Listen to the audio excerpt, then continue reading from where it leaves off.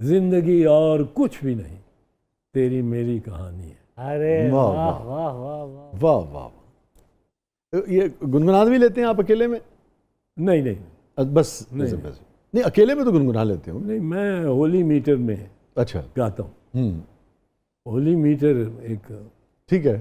وہ یہ ہے کہ میرے سے لوگ تنگ آ جاتے ہیں اگر میں گا رہا ہوں تو کیا کرتے ہو؟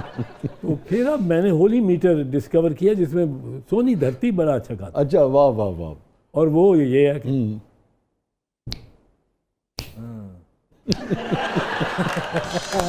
بیوٹیفل چوائس سب خوش ہوئے تھے۔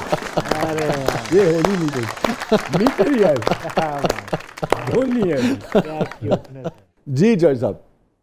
اعتزاز صاحب، آپ بڑے ماہر وکیل ہیں، آپ نے اپنی دلیلوں سے بڑے بڑے وکیلوں کو شکست دی ہے، کیا گھر میں بھی آپ کی دلیل کام آتی ہے یا بشرا بیگم آپ سے کیس جیت جاتی ہے؟ وہ جیت جاتی ہے، میں ادھر وہ اس عدالت میں پیش ہی نہیں ہوتا۔ بہت اچھی، آپ پتہ ہے فیصلہ ہمیشہ میرے خلاف آئے گا۔ عدم پیشی پہ ڈسمس کرا لیتا ہوں۔ نہیں، لیکن عدم پیشی پہ آپ کی بریت ہوتی ہے ڈسمس؟ نہیں، وہ جو اس کی مرضی ہے۔ بہت اچھے۔ ناظرین stay with us، کہیں نہیں جائیے گا، چھوٹے سے وقفے کے بعد واپس آتے ہیں۔ ہمارے ساتھ موجود ہیں one and only Chaudhry Aitzaz Ahsan صاحب، اور آج ذرا سیاست کی تڑکے کے ساتھ ساتھ ہم سماج اور دیگر موضوعات پر گفتگو کر رہے ہیں چودھری صاحب سے۔ آپ دیکھ رہے ہیں زبردست۔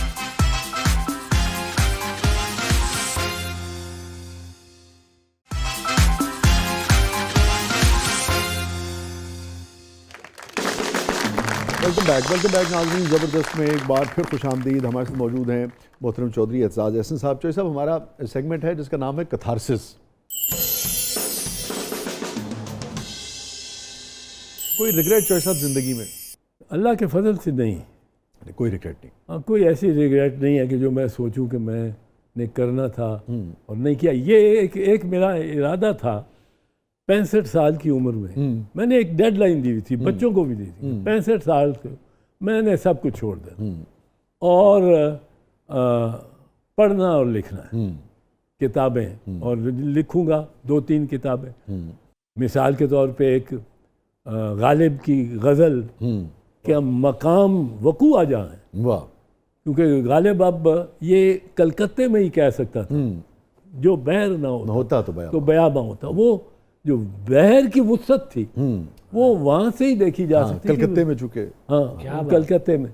اب یہ واہ، آگرہ کے واہ، قلعے سماجی جغرافیائی جو تجربہ ہے وہ کیسے شعر میں آتا ہے۔ آگرے کے قلعے پہ کھڑے ہو کے غالب کہہ سکتا تھا گھستا ہے جبھی ریت پہ دریا میرے آگے۔ واہ واہ واہ، تو یہ میری ایک خواہش تھی کہ غالب کی غزل کہ شعر کا جو جغرافیائی محل وقوع، واہ واہ واہ، بہت اچھا ہے، کسی طرح نکالوں اور ایک اوریجنل ریسرچ کروں۔ واہ واہ واہ۔ جو سب آگے بڑھنے سے پہلے اب غالب کا خاص شعر کا ذکر ہو گیا ہے تو کچھ سنا دیجئے، پھر میں اگلے سوال کی طرف آتا ہوں۔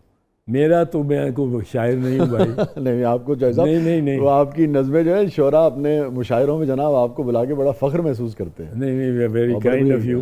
پر مجھے تو کسی دوست نے پوچھا، ایک تو میں عرض کروں میں سخنوری کا دعویٰ ہی نہیں کرتا، وہ کہا ہے کہ نہیں ہے دعویٰ سخنوری کا، نہ حسن لفظوں کی کاٹ میں ہے، نہیں ہے دعویٰ سخنوری کا، نہ حسن لفظوں کی کاٹ میں ہے، مگر کہاں وہ سخن شناسی جو اعتزاز ایسے جاٹ میں ہے۔ واہ، اب میں یہ ایک جان چھڑانے کے لیے رکھے ہوئی ہے، کیونکہ دوست سمجھتے ہیں میں بڑا شاعر ہوں، میں ان کو بتاتا ہوں، مجھے کہتے ہیں کہ اپنی کتاب کیوں نہیں، اپنا دیوان کوئی اپنے۔ جی، میں بھی ان میں سے ایک ہوں۔ نہیں، آپ کی تو باقاعدہ آپ تو مستند، نہیں، میں نے کہا میں بھی ان میں سے ایک ہوں جو آپ کو صاحب کتب ہیں آپ تو، صاحب میں نے کہا میں بھی ان میں سے ایک ہوں جو گائے آپ کو ریکویسٹ کرتا رہتا ہے کہ کتاب لے آئیے۔ نہیں، کتاب لاؤں تو اس کا کیا عنوان ہوگا میری کتاب کا؟ 1-2 نظمیں، 3-4 غزلاں، تو یہی ہوگا اس میں۔ چھوٹی کتاب، چھوٹی کتاب۔ اچھا، آپ کا شعر ہے بڑا معروف اور میں تو اس کو بڑا شہرت دیتا ہوں، لوگ پوچھتے ہیں یہ حالات کب بدلیں گے، کب بدلیں گے، کب بدلیں گے؟ وہ مجھے بھی لوگ بھیجتے ہیں، مجھے ہمیں تو اپنے میرے ہونے کا احساس دلاتے ہیں کہ یار چوئی صاحب نے پڑھ دیتا ہوں تو شاعر ہو گیا. تو میں کہتا ہوں بھائی اس کا جواب تو مجھے وسیع شاہ کے شعر میں ہی ملتا. جبر کا موسم کب بدلے گا، ہاں ہم بدلیں گے تب بدلے گا. آپ کی اجازت ہے اس میں ذرا اس کو اور نیرو کرتا ہوں. جبر کا موسم کب بدلے گا، میں بدلوں گا تب بدلے گا. آپ کی بات بڑی ہوتی ہے. علامہ کا شعر یاد آ گیا، افراد کے ہاتھوں میں ہے اقوام کی تقدیر، ہر فرد ہے ہر ملت کے مقدر کا ستارہ. اس کی اہمیت بھی ہے، اور یعنی کہ ریاست کو بھی یہ سمجھنا چاہیے کہ اہمیت ہے، فرد کو بھی سمجھنا چاہیے کہ میری. جی جی جی. ایک خاتون نے یہ اسٹڈی کی امریکہ میں، اور اس نے اس نتیجے پہ پہنچی ہے کہ انقلاب لانے کے لیے صرف 3.5% آف دی آبادی of the population is necessary.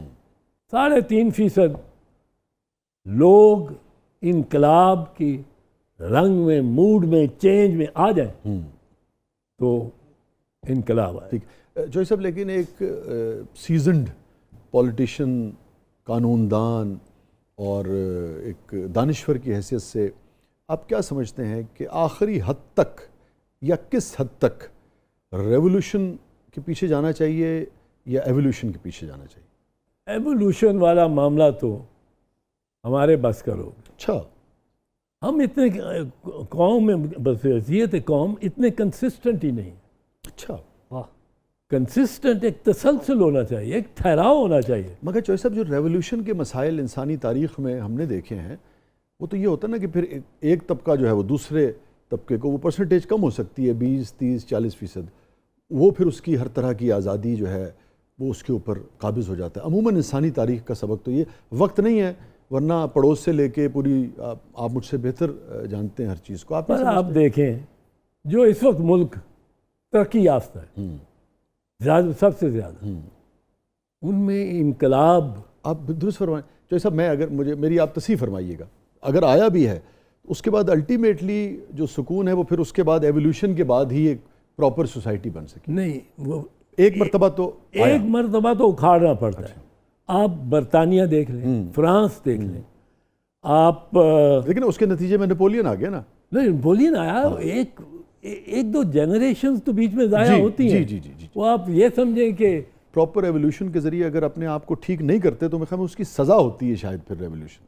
نہیں، ایولیوشن کے ذریعے آپ تبدیلی آتی ہے تو کوئی کئی صدیوں کی ایولیوشن سے. جی. ریولوشن ایک جمپ فارورڈ، ایک جسٹ ہے. یہ کیسے کہہ سکتے ہیں ہم کہ ایولیوشن جو ہے وہ ہائی جیک نہیں ہوگا؟